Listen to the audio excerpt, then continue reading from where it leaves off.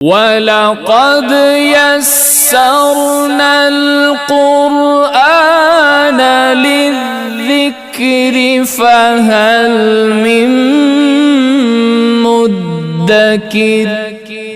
گناہ کا بوجھ کس پر ہے؟ میں نے گناہ کیا، میرے گناہ کا بوجھ میرے بیٹے پر ہے، بھائی پر ہے، یہ مجھ پر ہے۔ یہ بات بھی بڑی واضح کرنے والی ہے۔ فرمایا رب کریم نے سورہ نساء کی آیت مبارکہ نمبر 111 ہے، وَمَنْ يَكْسِبْ إِثْمًا فَإِنَّمَا يَكْسِبُهُ عَلَى نَفْسِهِ۔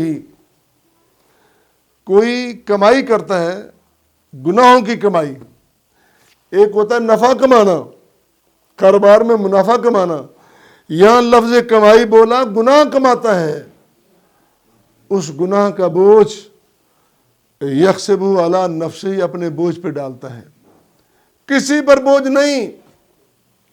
کسی بندے کے گناہ کا کسی دوسرے پر بوجھ نہیں ہے۔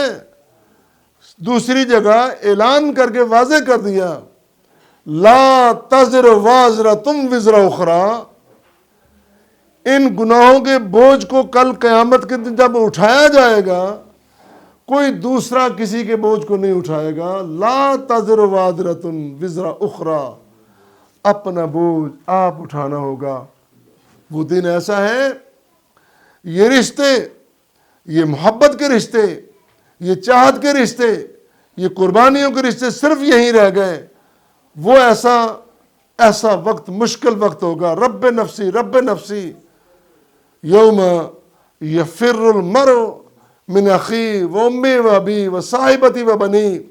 بھائی بھائی سے، بھائی بہن سے، بہن بھائی سے، باپ بیٹے سے، بیٹا باپ سے، خاوند بیوی سے، بیوی خاوند سے پیچھا چھڑائے گی۔ کون؟ رب نفسی، بس مجھے چھوڑ دے، مجھے چھوڑ دے، مجھے چھوڑ دے، یہی پکار ہوگی۔ تو غلطی اگر ہو گئی تو غلطی کا بوجھ بھی انسان کے اوپر ہوگا۔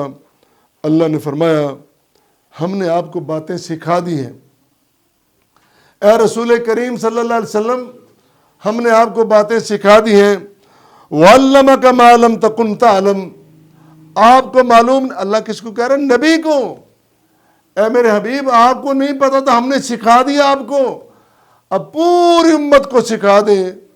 کیا سکھا دیں؟